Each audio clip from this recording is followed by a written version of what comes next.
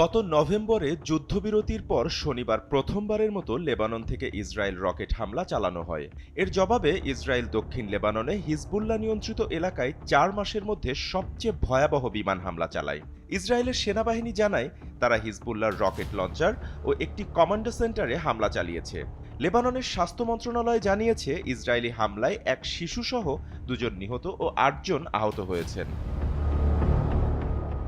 Hezbollah ইসরায়েলের rocket হামলার অভিযোগ অস্বীকার করেছে এবং যুদ্ধবিরতির প্রতি তাদের প্রতিশ্রুতি পুনর্ব্যক্ত করেছে। লেবানন সরকার হামলার তদন্ত শুরু করেছে এবং দক্ষিণাঞ্চলে অতিরিক্ত সেনা মোতায়েন করেছে।